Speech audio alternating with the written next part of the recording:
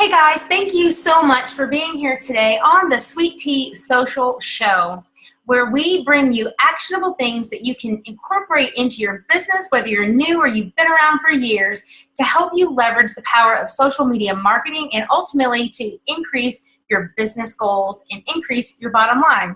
So I'm really excited to tell you today we've got a super fantastic guest. So go ahead, everybody. This is Roshanda Pratt. Roshanda, can you say hello? Hi, everyone. So glad to be here. I feel like I need a glass of sweet tea. You do. You know what? Here's mine. Cheers. And for those that are like just maybe hearing this and not watching it, she can confirm I'm holding up my Chick-fil-A sweet tea. Totally. No endorsements yet from the CFA, but if that comes, I will certainly let you know. Okay, guys, so I'm going to tell you a little bit more about Roshanda, but we're going to be diving in for those of you that are curious on how you can get some media attention. You do not want to leave this interview. It's going to be fantastic. But first, let me tell you a little bit more about our guest.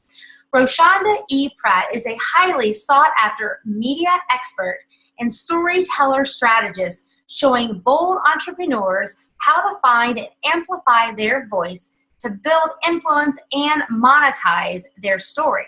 She's the owner of the Rep Network, where she takes her 10-plus years experience as a television news producer and digital storyteller to create core messages.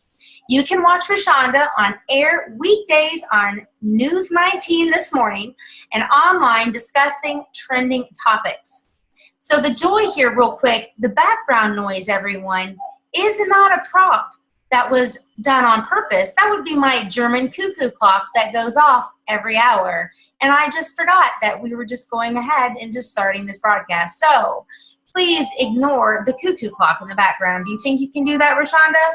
Totally. I love it. It adds character to this interview. I love it. Yeah, we got character all day. So go for the character. So guys, we are excited that we're going to be talking to you today. And one thing real quick, I laughed because I had no idea.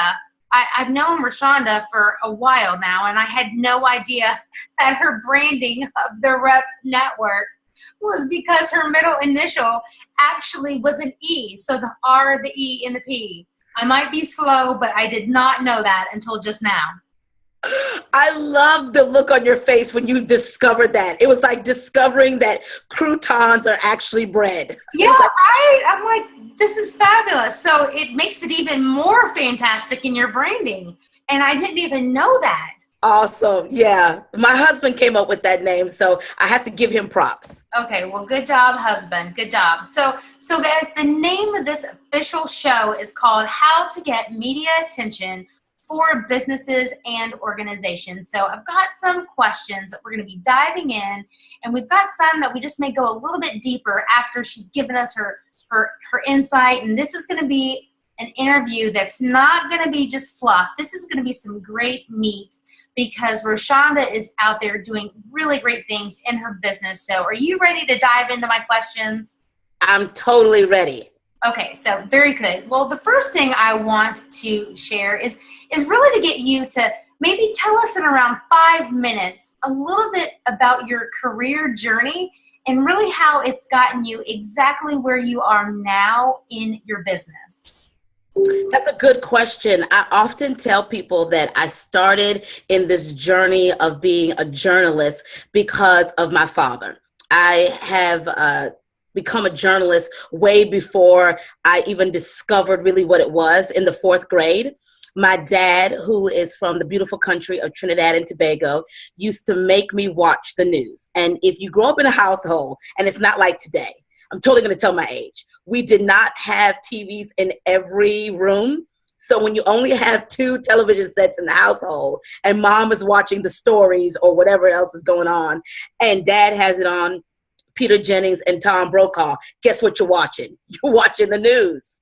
The good thing about that is in 4th grade, I was always the person who was up on current events. And largely not by choice. But my dad really instilled in me, Heather, this thought of it is your duty as an American citizen to know what's going on in your community. So I really had this fascination with being in the know and really understanding people's stories, even back then as a fourth grader. And so got into high school, and we had what we called a video magazine club called, I think it was called the Falcon Magazine or something like that. And a guy and I named Aaron Green would sit there and, pretend we were the next Connie Chung and Barbara Walters and Tom Brokaw and do the news for high school. And then when I got into college, majored in mass communications and really began my career while I was still in college as a senior at Winthrop University. Go Eagles! Go Eagles! I landed my first paying TV job, because I always have to tell people, back in my day, television interns were not paid. Nowadays, they are paid, but we were not paid. And so I landed my first television news job in a top 30 market, covering everything from high-profile murder trials, political scandals, murders, hurricanes, 9/11, the war on terror. So all of these big stories that we read about in history books, I actually participated in and had an opportunity as a television producer to actually write the stories that the anchors read on air, which is dynamic. Because a lot of times when you talk to people don't know what a television news producer does. I mean, my goodness, for years, my mom would just tell her friends, she works at the TV station, but I'm not sure what she does. Exactly. I promise you, I've seen the paycheck. She works there, but I'm not really sure what she does. And so as a television news producer, you really are wrapping your arms around this show, Heather, and you are booking guests, talking to sources. You are helping reporters understand how to put the story together, and you are writing the very words that the anchors are going to read out and say to their audience. And so it really is a responsible job. I learned a lot about storytelling from working as a television news producer, but I also learned that there are a lot of people, which is so great that you're doing this interview. There's a lot of people out there who have great stories that can impact their community, that can impact their bottom line, but they just don't know how to tell it. No, that's wonderful. And, it's so interesting, too, the path that we take in life and in our career, that as kids, we don't think about it, and it's just us living our lives. But, as you even just kind of shared a little piece of your journey, I remembered that, it was funny. This was back in the day when the camcorders were the things that you set on your shoulder, and it truly looked like the thing that the TV producers were using. But my friend and I would make videos, and as you can see, this purse, we were as if we were the QVC lady, selling the baby purses. But then when I was in high school, I too was on this video Cavalier Journal, and I wasn't necessarily one of the reporters, but I was on the back end on the video splicing, and that was just my first aspect to video, really.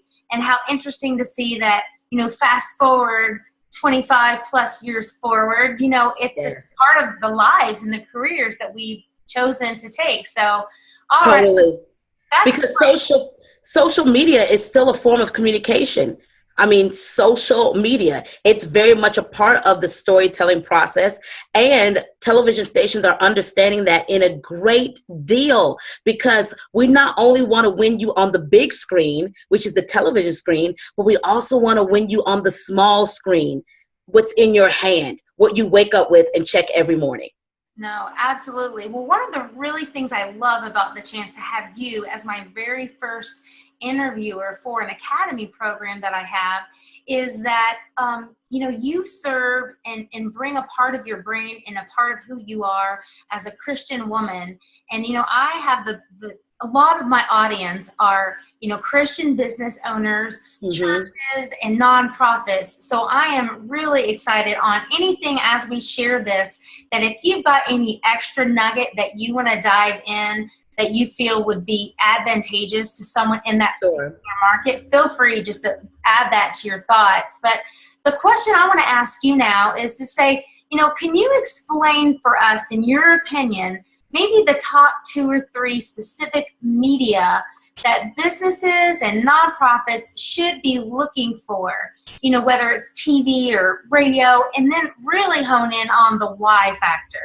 Sure. Well, I'm going to answer your first question. You talked about if there was anything that I wanted to share with those who are believers, those who are Christian. And one thing I want to say is I think for too often we look at media as something that's separate from what we do. That's something that is way out there. It's unobtainable. It doesn't pertain to my ministry. It doesn't pertain to the purpose that God has put in my heart. And I want to tell you that here's a thought that God really has taken me on this journey of, even when I explore my Bible and I read scripture, that Jesus even used media, Heather. I mean, can you believe that? Back in his day, he didn't have social media. He didn't have Snapchat. I mean, could you imagine Jesus on Snapchat? I mean, he would have a total special filter. I'm just saying. Yes. But he didn't have all of those tools that we had, but he still used things around him to, you ready for this? To amplify his voice, to amplify his platform. And one of those things I think about the scripture where it talks about, I believe it's the story in Luke chapter 4 or 5, where it talks about it was all these crowds of people that were there to listen to Jesus. And he looked at Simon Peter. He said, hey, let me use your boat. And he gets into the boat and launches out into the middle of the water. Why? So that his voice can be amplified across the waters like a microphone, so that these folks can hear his message. Mm. Parables are storytelling at the best. And so when people sit there and they debate, well, should I really be using media as a ministry? Should I really be using media as a Christian? You know, I'm going to go ahead and say it. It's the devil's workshop. Yes, you should be using media, because God has given men those witty inventions as an opportunity for us to further show up with the God-given gift that he has given us. Oh, that's fantastic. So, and what other message needs to be amplified? Totally. The good news. I mean, seriously, I've worked in television media for more than 10 years. There's enough bad news being told, but there's great news that's found in the gospel of Jesus Christ. And he's looking for us to be the ones to amplify it. Oh, that's great. Great, great. So to your question, you talked about, you know, what are the 2 or 3 things that people should really be looking at when it comes to their media? Well, number one, what we're doing right now, podcasting. Podcasting is a wonderful way to get your message out to people. Here's why. And it's going to be the similar thought and reason when I share the other ways that you should be utilizing media. Podcasting is a great way because you get the opportunity to get your message and your voice out to other people by utilizing someone else's platform. Think about it. There are some people who are going to be listening and watching this who never experienced Roshanda Pratt, never experienced the Rep Network. But now, because of them trusting you, Heather, they're now going to say, well, wait a minute. Heather's not going to have some goofball on who doesn't know what they're talking about. So, hey, this is someone that I want to connect with. So podcasting is a great way to get into the media flow. And podcasters know that content is king. We've all heard that, right? So they need people to interview. They need experts. They need people who are credible. And that's what podcasting does. Also, go back to your local television news. You know, a lot of times when I work with clients, Heather, they're like, oh, this story belongs on CBS this morning. This is the Today Show. I mean, I need to go national. And often I ask them, hey, don't despise small beginnings. Don't despise your local television network. First of all, that gives you practice. So that way, when you get to national network, you're not looking like a deer in headlights, right? Right. The other thing with that is when you do your local news, it gives you an opportunity to build credibility and relationship. And Heather, you've experienced that this past year with working with your local media. Yes. You become the go-to person when they think about, oh, wait a minute, we want to do a story about social media. Where's that girl who was on before and who killed the interview? And then they're calling you, right? Absolutely. So your local news is a great opportunity to start to build platforms. And also, as I always say, many viral stories start out in the local market. Doesn't start off nationally. National hears about it because first, a local NBC, CBS, ABC affiliate covered the story first, and now they want to do it. And then, of course, one of my favorites platforms when it comes to media, which I know, Heather, you're going to love as well. Facebook Live Periscope. Are you kidding me? It's a great opportunity to get your voice out there. One of the things I always tell people, listen, if the local media is not knocking down your door, hello, create your own media. create your own platform. Here's what happens when you do that. You take those videos, Heather, you clip them, you place them on YouTube, and then when they Google you, because know this, the TV people Google you because they want to make sure you're not a crazy. When they Google you, they then know, wait a second, this person is legit. They look good on camera. What they're saying is knowledgeable. This is great information that I want to be a part of. So again, don't look at this platform that's free. It's free. Facebook Live and Periscope is a great opportunity for you to build your platform. Do it. I know, and it's right at the fingertips of everyone that wants to use it. And so yes, that makes me so excited. But if you have a smartphone, you can have and create your own media. Yeah. Seriously. Absolutely. Well, I want to get a little more specific, and this is not necessarily something that's required to get local media attention, but let's talk about press releases for a second. It's 2016. So you tell us, as a media expert, are these still relevant?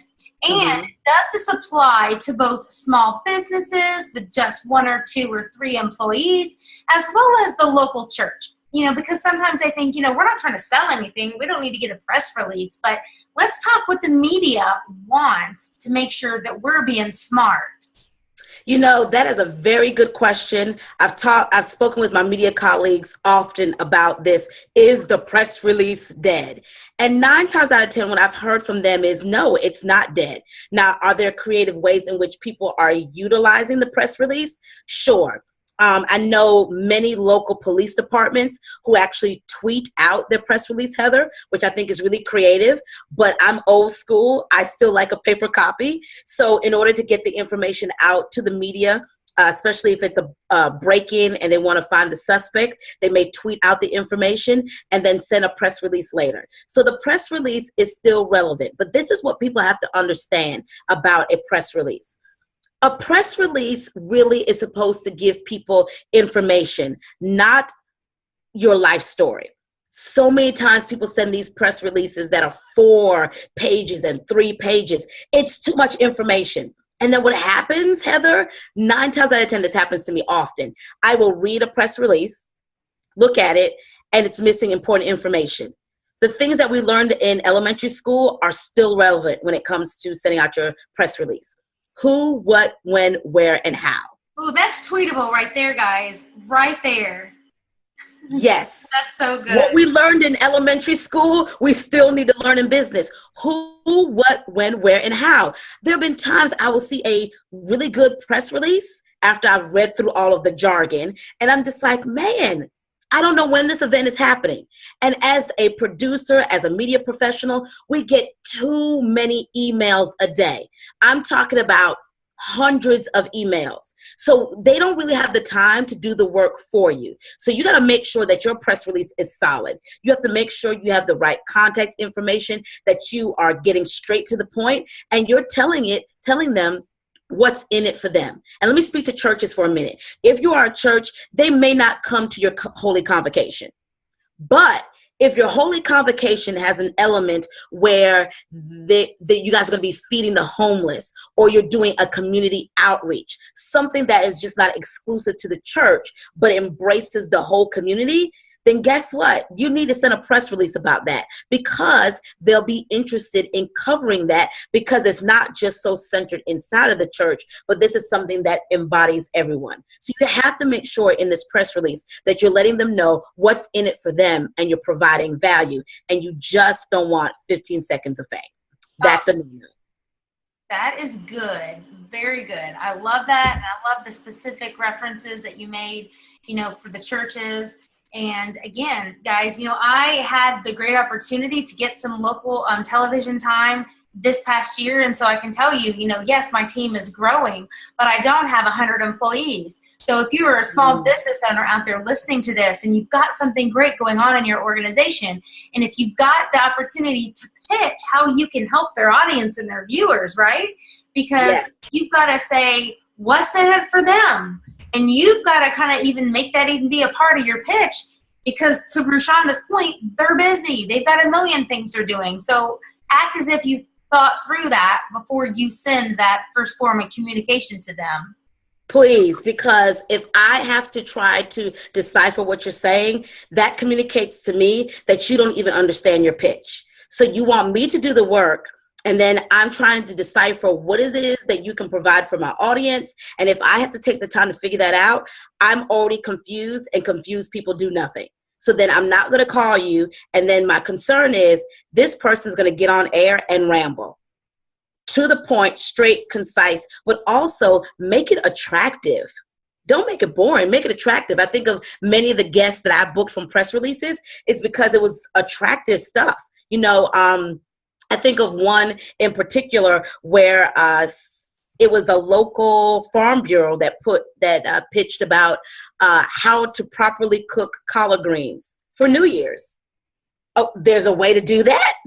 And I was really interested about that because I was like, is there a way? And then we started talking about it in the newsroom, and come to find out people had different ways to do this. So, I mean, these folks are the expert. They're growing the plant, right? So we called them in and had them do a segment with us and found out that South Carolina is one of the largest producers of that. Who knew? Who knew that? Not me. Oh, man, I love collard greens, but that's a side note. Yes. Okay, so let me ask you this. Once someone has gotten media attention, what are maybe 1, 2, 3 things that you should definitely do to try to maybe extend the life of that media attention that you already received? Awesome. So one of the things I say, especially with the flow of social media and them using social media in a newscast. I mean, again, going back to what I said before, news stations now are on social media platforms. Most of their talent are required, Heather, to be on social media platforms, to live tweet during the show, to have a Facebook fan page, etc. So they really are trying to utilize social media. So it would be even to your advantage if you have an event coming up. Say you are a local food bank and you have an event coming up and you want to get media coverage about that event. Let's take it a step further, Heather. Not only get the media coverage, but hey, create a branded hashtag that you want people to use the morning that you're on the show. You know, take a picture with the anchor and use that hashtag, because 9 times out of 10, the station is going to retweet that. The anchor is going to retweet that. So one of the things you want to do is you're making sure that you're connected with these folks on social media. One of the tips I give people all the time, Twitter lists. It's free, it's available, it's out there. So create a Twitter list with all of your local and national media. Great place to house them in one place, but you could also check into that list periodically and see if they're doing a call for certain sources for stories. The other thing that you want to do when it comes to media is you want to ask them, hey, is this going to be on your website later? Where can I get this interview? And if they say, yeah, it's going to be on our website later, of course, you want to make sure that you're retweeting it and you're tweeting it out to your people. But also get a copy of the interview. Now, you may have to pay for this, but it's worth gold, because now you have proof, social proof. You have TV proof that you were on this particular television station and you nailed your interview, right? So now you can take that and repurpose it and set it out in your newsletter. You can post it in a blog. You can put it on your branded YouTube channel. So all of those things are ways that you can repurpose your interview. And then the other thing is follow up. So many people who I've booked again because they did a great job the first time, the pitch was amazing, but they followed up. They sent a little note that said, thank you so much for, allowing me on air this morning. I just wanted to let you know, here's a possible follow-up, and they'll pitch me another idea. Right. I think about Stephen Hughes, who is a local financial educator here in Columbia, South Carolina, and he has been on the local television news circuit for months now, and it came back to him doing one thing. He sends out a press release once a month. He listened to something that I said in a webinar, Heather. I was so impressed when he told me this. He said, because of what you told me about making sure that my message stays out there, I send a press release once a month with things about what college kids need to know about credit before going to college. And he looks at what's going on around him, going back to research, and then he writes stories. He writes into that. And so it's landed him several media appearances and the front cover of our local business monthly magazine because he has made himself visible. That is awesome. Now, for someone who's new to the idea of the press release concept, can you answer the question of where are you ultimately sending that?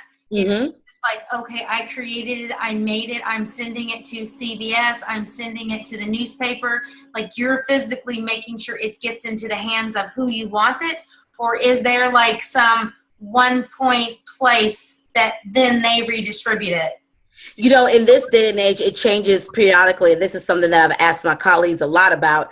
A lot of times, if you go to the station's website, they'll give you the email address of anchors, reporters. I'd say you send it to the assignment desk or what they call the content manager. Okay. And also send it to the producer of the show that you're interested in getting on. Because at the end of the day, even one of our popular anchors in town says, hey, at the end of the day, I do what my producer tells me. So the producer really is the person that makes the deciding factor. And you can get that information off the website or calling the station up and asking for the information. Awesome. These are fantastic tips. And right now, before we continue, we just want to go ahead and say that the sponsor of this show is the Sweet Tea Social Marketing, which is my company. And just we're really excited just to be able to bring this information to business owners, business leaders, people really wanting to level up their game and to really grow their organizations and grow their business. So I'm just really excited to be able to be here. And are you ready for just a little bit more, Roshanda? I am ready. Okay, so let me ask you this. Maybe if you could share with us a tip or a hack that maybe people listening to this could do in order to maybe get media attention near maybe a holiday season. You know, we're getting ready to go into November, December, but as this is going to be evergreen content on my podcast, you know, someone else could be listening to this a month before Easter or a month before the 4th of July. Maybe any tips or insight you have on trying to leverage the media attention near a busier time or holiday season?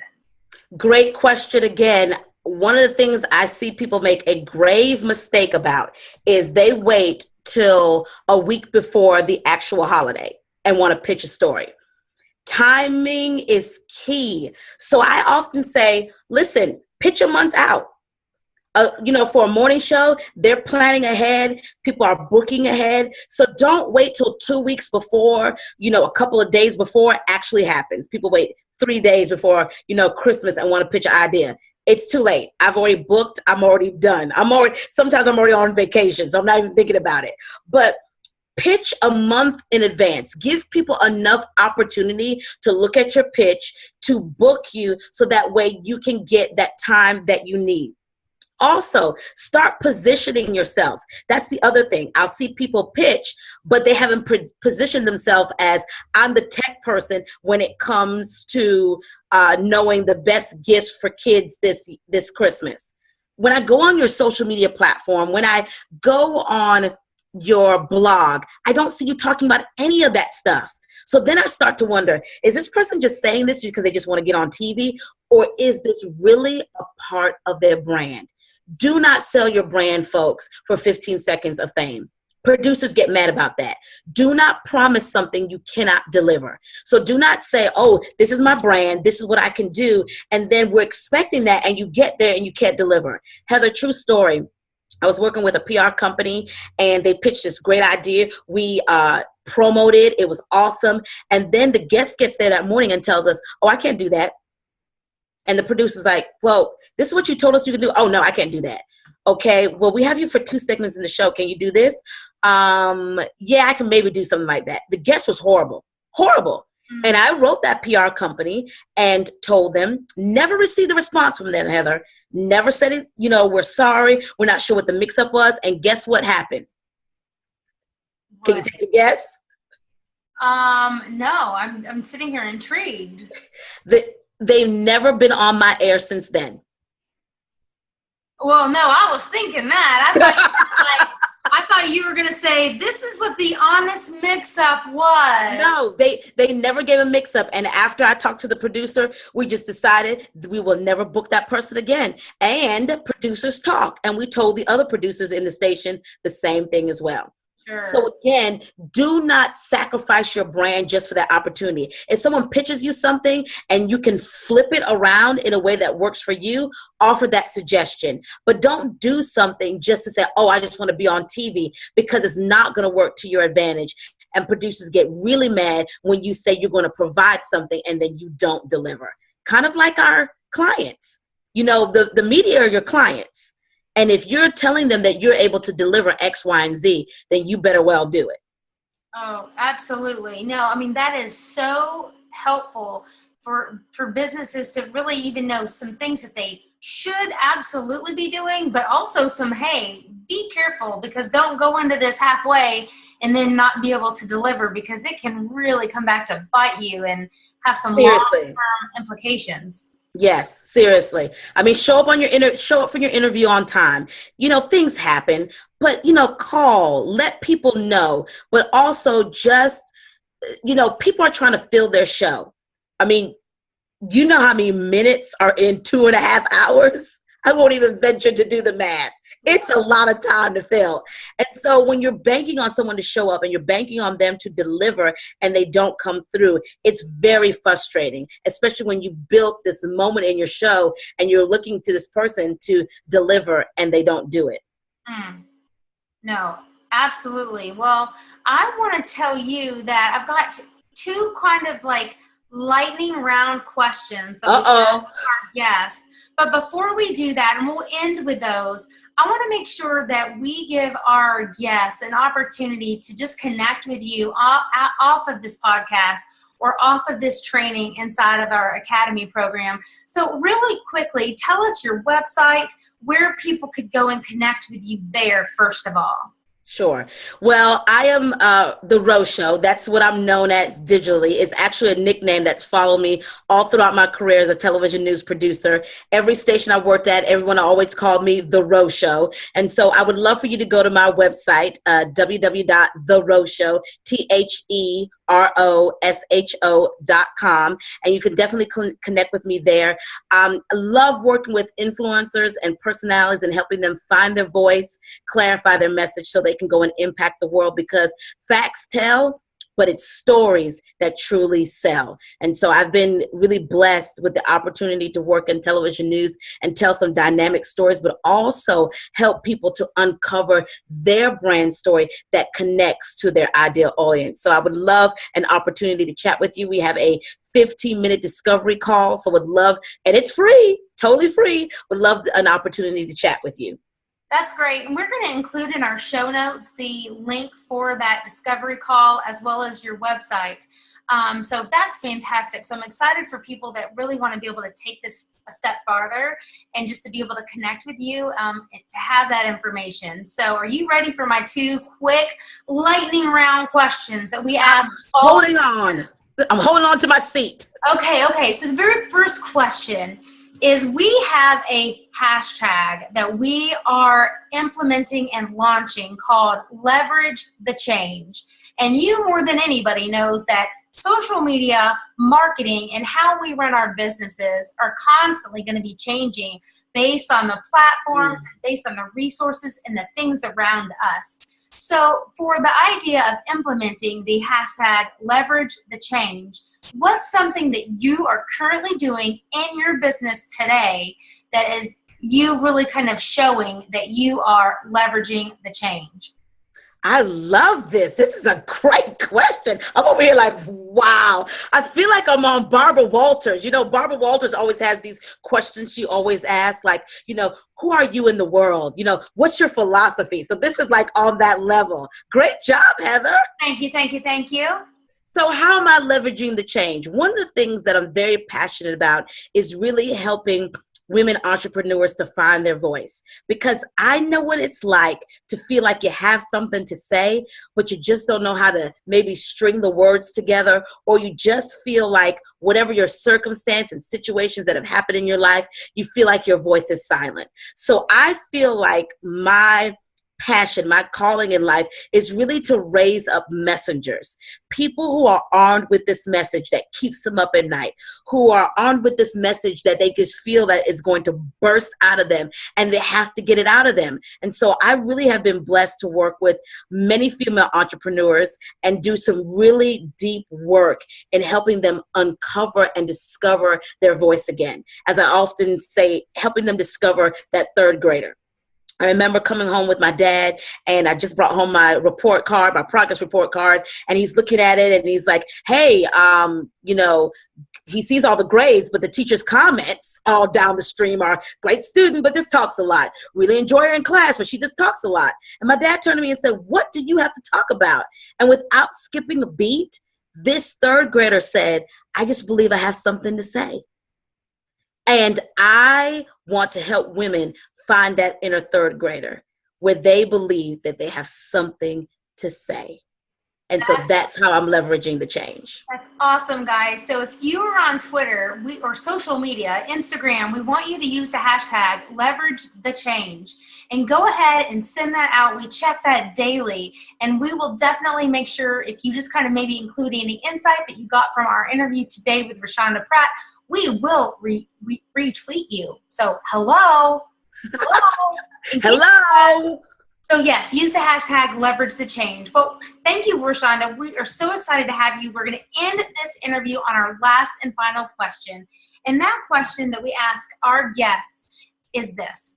Oh boy. If you could turn around time and give yourself, your younger self, your 22-year-old self, some wisdom and insight that you have learned over the course of the last years that maybe you wish that you knew then, what would that advice be?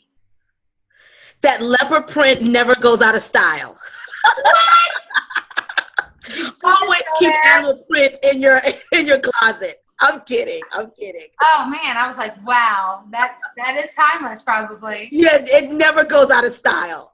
But I guess one of the things that I would tell my 22-year-old self, because I remember being 22 and working in a newsroom and in a big market covering major news stories, but really had low self-esteem. Really didn't discover my voice. And here I am writing the news that anchors are reading on the air, but still having a problem, understanding what I bring to the world. And one of the things that I would tell my 22-year-old self is, this too shall pass. Ooh, that this time, what you're dealing with right now is just going to help create your beautiful mess. That's great. Well, I really appreciate your transparency and just your honesty with us today. We've done the Sweet Tea Social Marketing Show for a while, but this is the very first interview that we are bringing to those people in our academy. And so it was just a joy to us to be able to have you be that very first expert to come and to shed some light on some ways to just get some of that media attention. And sometimes when you feel that maybe you're supposed to know the answers, or you maybe are too timid or afraid to ask, I feel that you brought some great information and value. So thank you so much, friend. Thank you so much, Roshanda. You're so welcome, Heather. You are a jewel. You really are a gem. And I'm telling you, if I had to use an analogy, you're like the sugar in sweet tea. It's so necessary. So necessary. You are a great person to know, and I count it an honor to be your friend, and I count it an honor that you would allow me the space to be here and share today. Really appreciate it. Oh, absolutely. Well, thanks again. Guys, we're so glad. Really appreciate you listening. Make sure that you come and check out our new podcasts as those are going to be available. If you are in the academy, you are getting this first before anybody else, and we're excited about our podcast. It's going to be launching very, very shortly. So be blessed. Thanks so much for tuning in, and thank you again, Roshanda, for being here with us today. That's all, everybody. Bye.